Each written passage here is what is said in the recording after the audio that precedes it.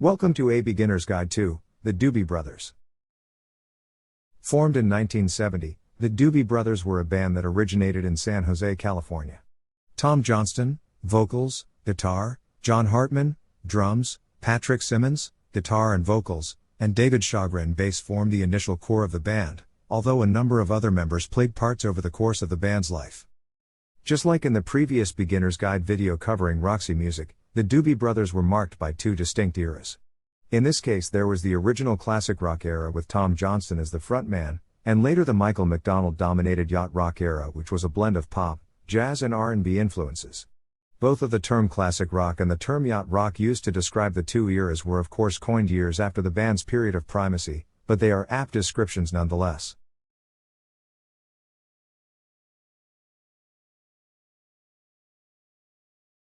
Shortly after the band formed, they were able to land a recording contract with Warner Brothers. They then recorded and released their debut album in April of 1971. The album failed to chart, as did the lead-off single Nobody.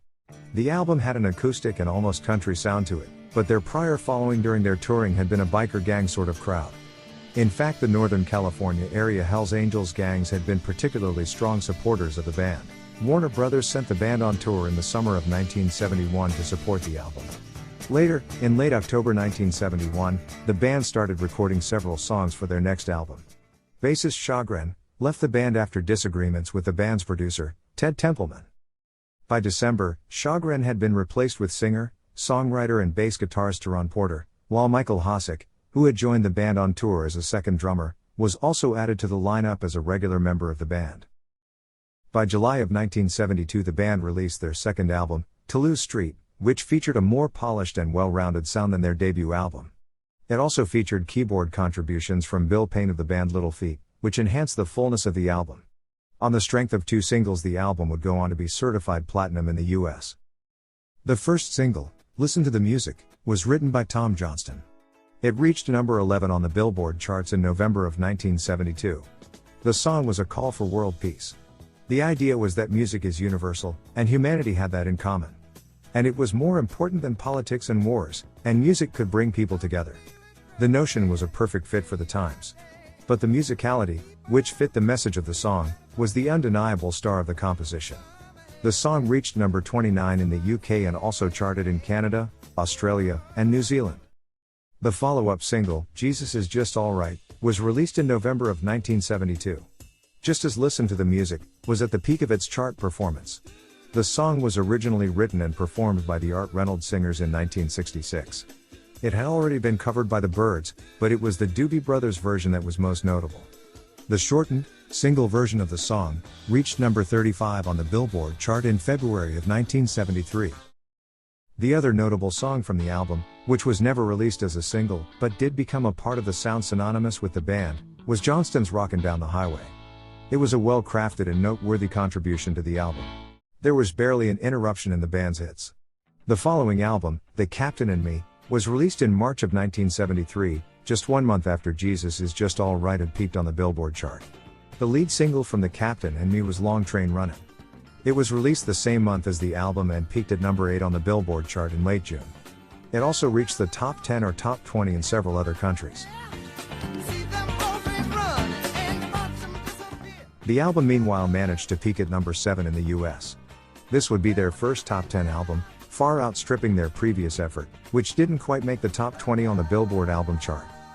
The Captain and Me album peaked in July, even before the impact of its second single, China Grove. China Grove was a song about a real town in Texas, although the lyrics were fictional. The song was released in late July and spent 8 weeks in the top 40, peaking at number 15 on the singles chart in early October. While the song was on the charts, there was a personnel change in the band. In September, second drummer Michael Hosick was burned out and left the band. He was replaced by Keith Knudsen. One other track on the Captain and Me album, South City Midnight Lady, a contribution by second vocalist Patrick Simmons, became another staple of the band, despite not being released as a single. It had an Eagles-like feel and sound. And it constitutes one of the band's more somber offerings. Enjoying a very successful 1973, during which the band was busy touring, they had to start work on their next album. Due to their busy schedule, many of the songs for their next release ended up being written or significantly reworked and improved in the studio. Wanting to capitalize on their momentum, Warner Brothers set a February 1974 release date for the band's fourth album, What Were Once Vices Are Now Habits. Many critics felt the band was being too aggressive in releasing too many albums in such a short period of time. This was initially supported by the lack of a successful single. Lacking a clear indication of what was going to click, the label released Tom Johnston's Another Park, Another Sunday as the first single the same week. The song remained on the chart for 10 weeks, but in a crowded and competitive music chart, the timing was not optimal and it managed to only peak at number 32. The record label then selected Eyes of Silver as the second single to be released. It did not chart as well as expected, only peaking at number 52. In a scramble, and in a seeming crisis of confidence in the album, the label re-released the band's single from their first album, the song Nobody, which managed to chart this time around, reaching number 58 on the singles chart. The lack of judgment in selecting a single didn't matter. Several radio stations had discovered Black Water on the album and organically, it started getting airplay. Soon other stations joined and the momentum grew to the point where in November, it was finally released as a single. By March of 1975, the song had become the band's first number one hit, and the album was also at its zenith, reaching number 4 on the album chart. In total, the album spent 62 weeks on the chart and was eventually certified double platinum. Meanwhile, in September 1974, the Doobie Brothers expanded to a 6-piece band when pedal steel guitarist Jeff "Skunk" Baxter had moved on from Steely Dan and joined the group. By the time China Grove was peaking on the chart, the band's fifth album, Stampede, was almost completed and ready for release.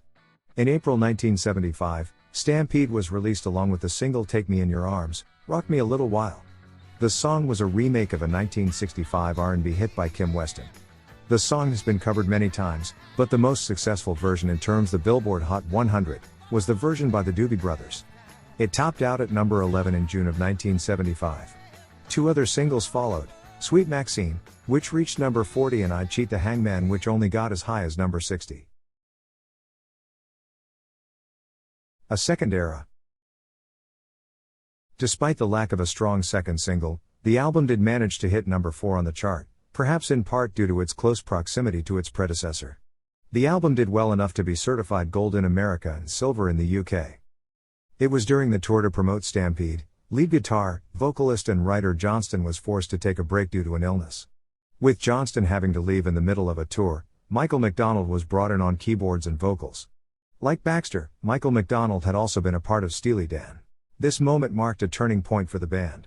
There was a new dynamic with two Steely Dan members, and Johnston in a questionable or at least reduced role due to his illness. The original notion was for Michael McDonald to sit in for the tour, but when it ended and studio recording began, he was invited to participate. The band was short on demos for the next album, so McDonald was also invited to bring demos to contribute to the recording session. The band's resulting sixth album, Takin' It to the Streets, marked a clearly different route for the band. In my previous video on Roxy Music, I mentioned the band had two distinct periods, the second eventually evolving from the first. In the case of the Doobie Brothers, however, the switch was more an abrupt sharp shock. In March of 1976, after almost a year in between albums, Takin' It to the Streets was finally released. It was a longer gap than fans of the band were used to waiting. Along with the album, the title track was released as a single. The song was written and sung by newest band member, Michael McDonald. It was a very different sound both vocally and musically. The sound was a different direction and the band knew it. They pressed forward with it anyway. 3 of the 9 songs on the album were written by McDonald, and on another he was a co-writer. Vocally, his contribution was either primary or prominent on 5 of the 9 album tracks. Tom Johnston, the band's erstwhile leader, only featured on 2, and Patrick Simmons featured vocally on 3. While it was not clear at the time, Tom Johnston had been replaced as the band's primary vocalist. Whether the group's fans were expecting it or not, the sound had changed. But the lead single Takin' It to the Streets was a hit. In June it peaked at number 13. The album rose through the charts even faster, peaking at number 8 in May. The second single, and the first track on the album, was Wheels of Fortune, co-written by Patrick Simmons, Jeff Baxter, and John Hartman, and sung by Simmons and Johnson. It did not fare as well, only getting as high as number 87 on the singles chart. Dipping back into the Michael McDonald well, the next single was his song, It Keeps You Runnin'. While not performing as well as hoped, the song respectably reached number 37 on the Billboard Hot 100 chart. Combined, it was enough to get the band back to platinum album status. It was a remarkable feat considering the drastic change in sound. The album spent a total of 44 weeks on the album chart. In 1976, the record label also released the Best of the Doobies, which featured songs from the band's albums prior to taking it to the streets. It punctuated the change in direction on their latest album. The compilation was wildly successful and the album peaked at number 5 on the album chart in January of 1977. But that was less impressive than the album sales performance.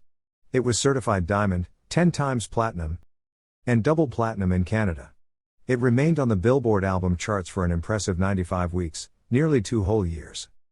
Amid great expectations, the band worked to release their 7th studio album, Living on the Fault Line, in August 1977. 1977 was to be a watershed year for music, but not for the Doobie Brothers' latest album. Tom Johnston left the band early on in the recording sessions due to illness, and while he is credited on the album, his presence is barely felt in the result, if at all. His departure cemented the band's change in direction. The album was peppered with influences of R&B and jazz, which was out of step with most of the Doobie Brothers' oldest audience.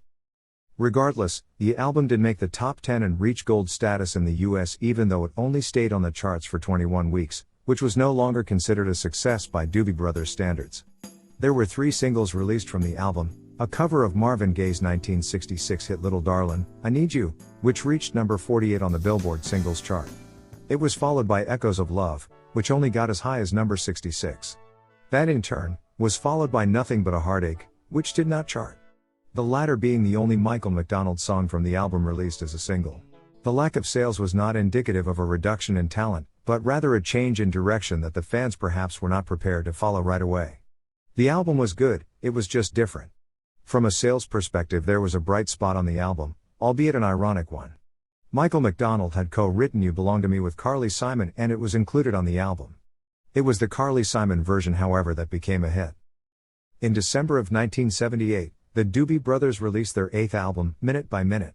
6 of the songs were either written or co-written by McDonald, while Simmons wrote or co-wrote 4. With McDonald now at the center of the band, this album would prove either he deserved to be there, or if he was not a good fit for the band. But Minute by Minute would go on to become their best-selling studio album, going triple platinum in the US. It spent a total of 5 weeks in the number 1 spot, and a total of 87 weeks on the chart. In January 1979, the first single, What a Fool Believes, co-written by Michael McDonald and Kenny Loggins, was released. By mid-April it was the number 1 song in the country. It was a remarkable achievement for a song that did not fit the disco mold that dominated charts most of that year. With What a Fool Believes soaring on the charts, the second single, and the album's title track, Minute by Minute, was released. While it did not match its predecessor's success, it still became a frequently played radio favorite and rose as high as number 14.